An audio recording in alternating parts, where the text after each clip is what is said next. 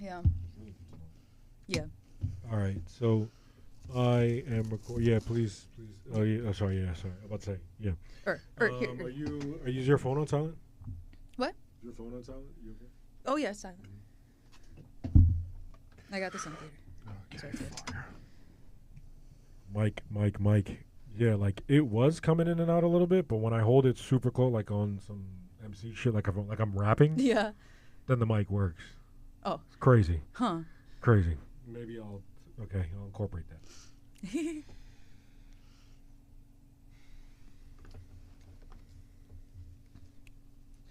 Yo. What's going on, ladies and gentlemen? Welcome back. This is Last Stop on the D, Trust the Process podcast. I am your main host, Brandon. This is March. We're sitting in the Brooklyn Radio Free studio. This is the secondary studio, as you know. The other studio is at the Spot. I'm here with a very, very special, important guest, Isabel Vulings. Say what up. What's your name? Where are you from? What up? I'm from Wisconsin. I'm from Madison, the land of cheese and beer. Fire. Shout out to the Wisconsinites. Yes. Shout out to my homie Sean Duty. I feel like I know more people from the Midwest or not, but that's what's up. You got any people in the Midwest you want to shout out? Shout out to my brother. Word. Shout out to brother. You got any good pizza spots in the Midwest you could recommend? You could shout out real quick. Ian's Pizza. Ian's Pizza. Okay, word. Yes. Fire. I'm gonna ask my Midwest friend. Yeah. About Ian's Pizza. They have fire mac and cheese pizza. Okay. It's so good. It's my favorite. Oh my gosh. That's crazy. Good. Yo, shout out to you if you're listening to this in Wisconsin. Mm-hmm. We are sitting in Brooklyn. It is springtime, but it's cold, so that's why I'm sitting here. My hood on. I just got some fresh braids pressed, but I'm not trying to reveal that as of yet. I don't want nobody, commenting on. No, it's okay. My braids are Allen Iverson straight backs, and I had to do it. So yeah, if you're listening to this for the first time, welcome. If you're returning, welcome back. If you're listening to this for the first time, this podcast is a little bit of this and a little bit of that. And most recently, about myself, it's getting a little bit harder to listen to Jay-Z. It's a podcast for educational takes and shit. So, yeah, we're going to get into some things. I, as you know, am an actor. And I'm also a struggling actor. And there are many other struggling actors out there like myself. Just got to ask you off the rip. Are you able to pay your bills, like acting full time? I'm paying my bills. Yeah. That's what's up. That's all I want.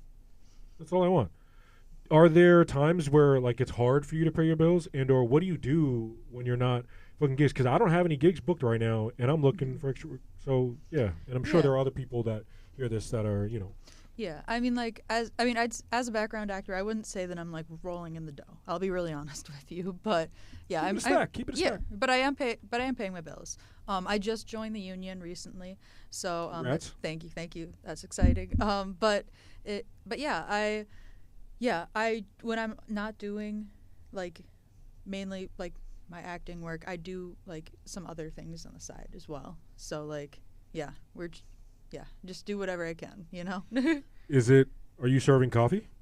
No, I don't. Are you in IT, or do you work in a help desk, or do you? No, I work with a modeling company. I steam dresses, and I also am a showroom assistant for different designers during Fashion Week. Sick. Yeah. That's freaking sick. Yeah. You get to meet models and stuff. You get to go to Fashion Week. Yeah. That's freaking dope. Yeah. That's really it's mostly on the bridal side, but still, it's really fun.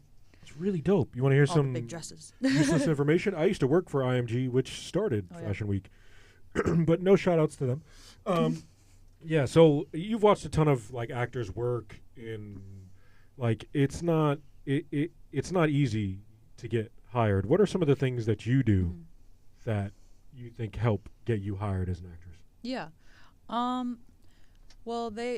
Coming out of school, I was always told that like you had to have like your package, and I was told that like you had to have like your headshot, your resume, your reel, and like just like whatever you needed to like have at your audition and stuff like that.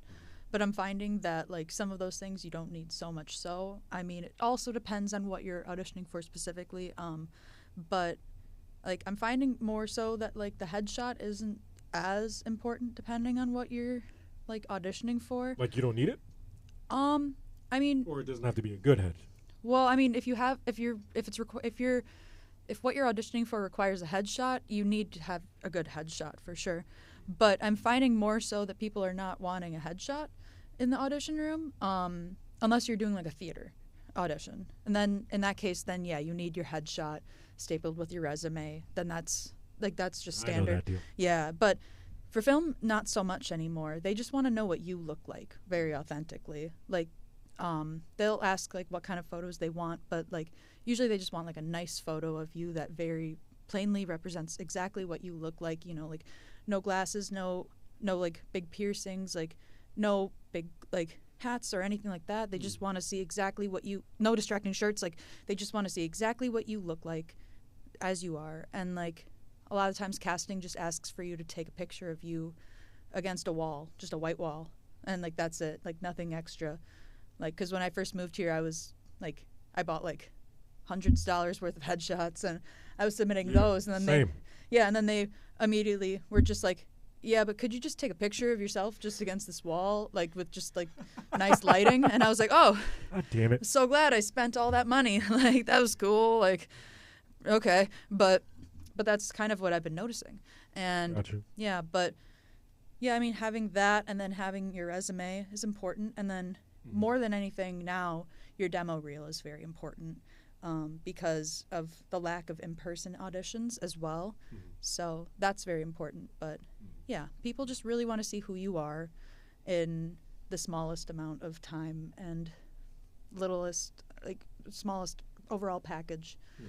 So you just need to make sure that whatever your like audition package is just as nice and uniform as possible. Okay. Thank you for that. I appreciate that.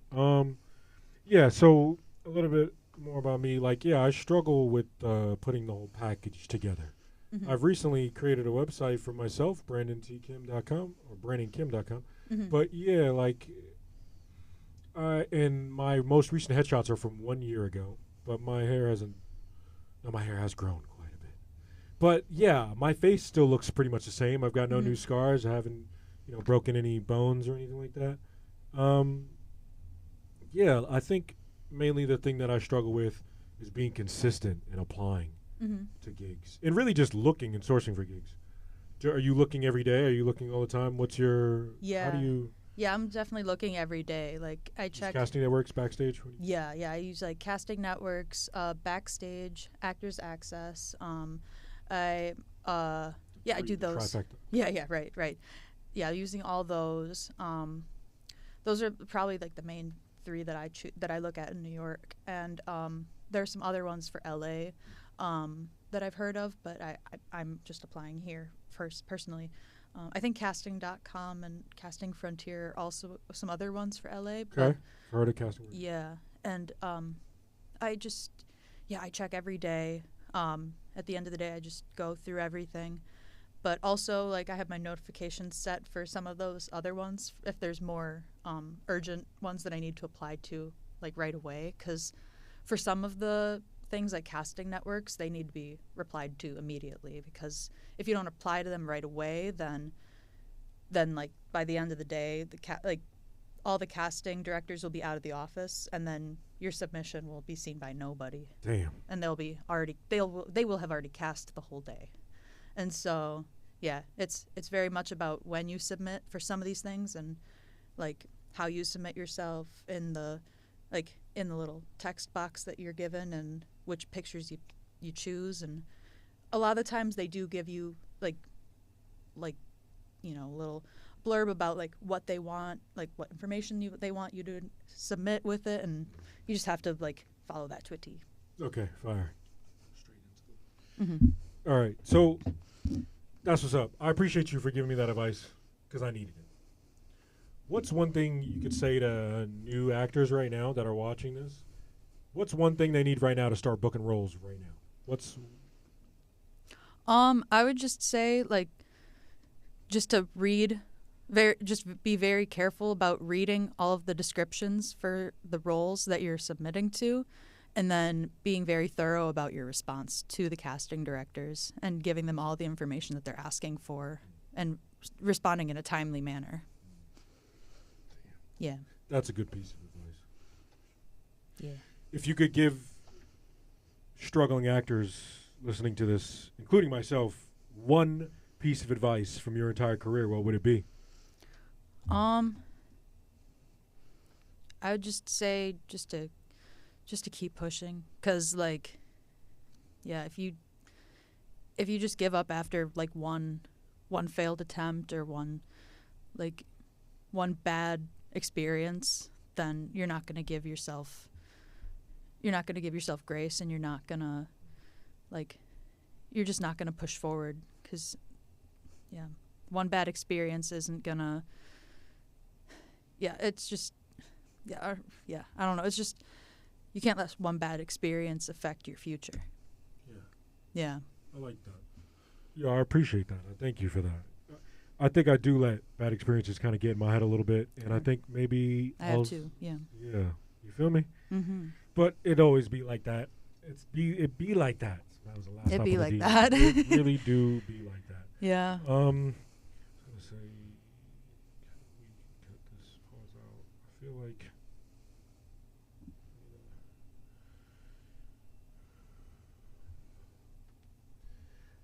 Let's go with some fast 5 for 5.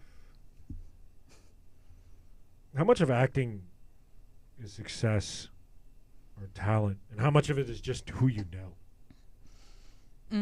Do you feel like you've got a majority of the work just off who you know? I would say no, because I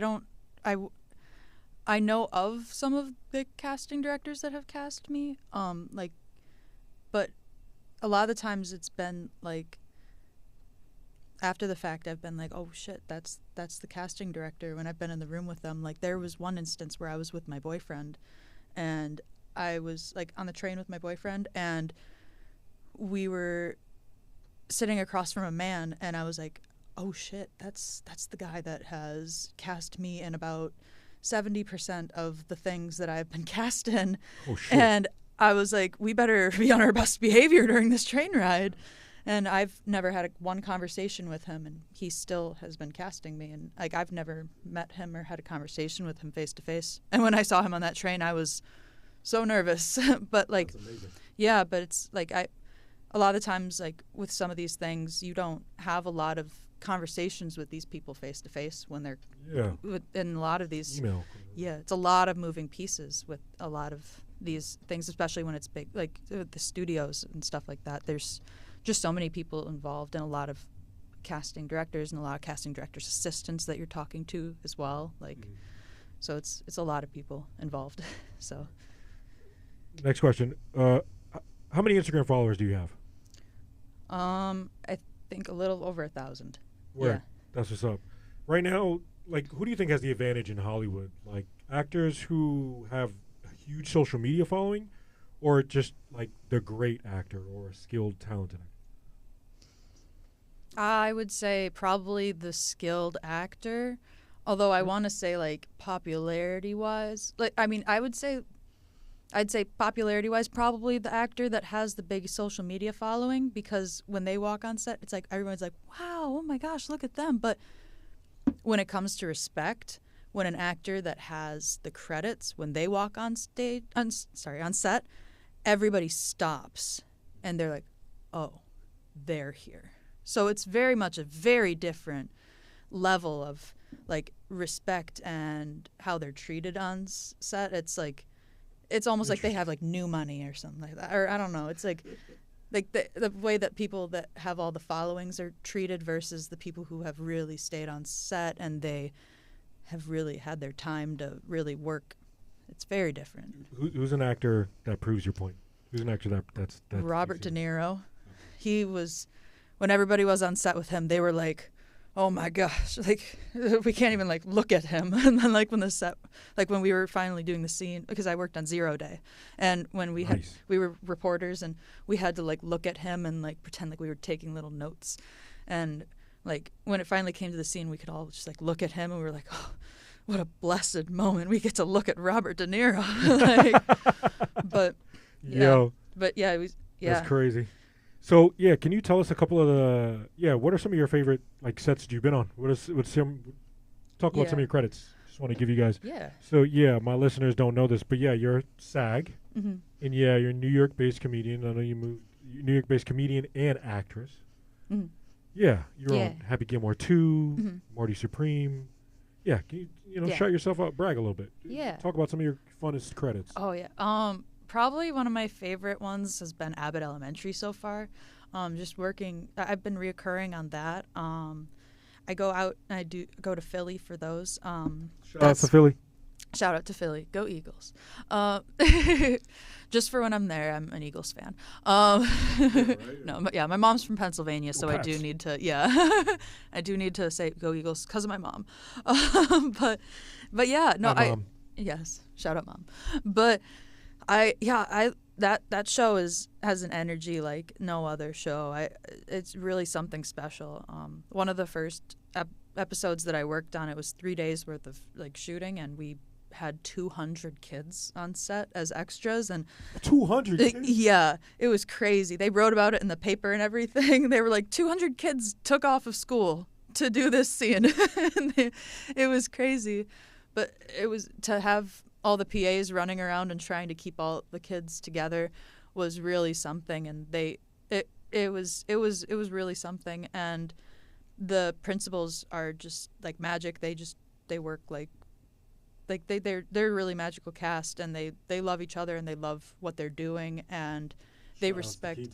Shout outs to Chris. Yes, shout out to them, and they just like they genuinely love what they're doing, and they recognize the impact of what they're doing, but yet they clearly don't let that get ahead of them, like you could tell, and it's great. So yeah, it's just always a fun time on that set. So they're not wasting time. And I also have worked. I did season 2 of Tires as well, and that was an interesting set because that was shout outs. Yeah, all the Shane Gillis fans. Yeah. Are listening to this. Shout outs. Yeah, that was interesting too because that show is all improv. That's all improv. I didn't know that when we showed up, but the way that they shoot that is it's primarily not scripted. So we were just doing take after take McKeever, after right? McKeever, yep. And we did just take after take after take of them just doing different things, and it was interesting to just see them like just dick around the whole time, and it was enjoyable. So I liked that. I like that show, Tires. Yeah, but I've also worked with I've worked with Timothy Chalamet a few times. I did A Complete Unknown, and that was really cool to be able to see I've always wondered how they did music in movies and stuff like that, and I know that him and Monica Barbero actually sang during the filming. To know that they actually sang was really cool, and they actually sang like that. Yeah, it was very good. And then also with the ping pong in Marty Supreme, it's really cool. Yeah, I watched him do the ping pong with the seal. That was wild. That seal was something else. But that's amazing. So enough of the glory stories. Now we got to ask for some of the horror stories. You ever had an awkward audition? Oh, have I ever? Yeah. I mean, there's definitely been an audition or two that has been a little weird and awkward, uncomfortable, not great. But it'd be like that sometimes. Yeah. When I first moved here, actually, my very first Broadway audition, I thought I was so ready for it, and I walked into the audition room. I want to say it was Chicago. They were looking for new people to fill in for Chicago, and I think it was an equity principal audition, an EPA that I came for. Nice. Yeah, and I was in there, and I was singing "The Lady Is a Tramp," which is an older jazz. Well, it's from a musical, and I was singing that song. I got in there. I wanted to do my 16 bars, and I got to the chorus, and I just stopped, and I was like, "I'm sorry, can I start over again?" And the monitor and the person in the room, the auditioner, they were like, "Oh, no problem." They're like, "Just go ahead, start again." And then I was got to the same part, and I was like, I'm sorry, can I start again? And then they were like, okay, sure, one more time, sure. And then I got to the same part again. And it's not like I didn't know this song. I promise you, I knew this song. It's just I was so nervous. I'd never been in a Broadway audition before. And I got to the same part again. And I didn't, at that point, it would have been me restarting for a third time. And they just, at that point, were like, this is your time. And I was like, oh, no. So I just walked out. And I was like, oh, no. And I obviously didn't make that mistake again. I came prepared again. But these are the things that happen. But, yeah. Good. Thank you for sharing that for us. It can't always be glory stories. Yeah. It can't always be glory stories, Yeah. Shoot, man. I think that's just about all we got time for. Okay. Is there anybody you want to give, any shout outs, anything, final messages you want to give to the listeners? I would just say, just stay genuine and stay yourself. Never stop believing in yourself, because you're worth it. Yes. Never stop believing in yourself. I should have did a wise word for the last episode. Oh, but I didn't. But okay, something that's living in my head rent free right now. Embrace the pause. Embrace the silence. Yeah. The Tao of life. I'm reading a new book, which I'll pull out for you once we're done recording. But yeah, I'm reading a new book, and I just learned that it's called The Tao of Comedy. Really good book. That's all we got time for. My name is Brandon. I'm your main host. You guys will see this. This has been super dope. Thank you, Isabel, for being here. Thank you. You are the Women's International Month feature interview for the month, so thank you so much for being here. Thank you. Shout outs to my partner. Shout outs to Matthew. Shout outs to my therapist, Dr. Jackson. Yeah, last stop on the D. Out. Peace. Brooklyn.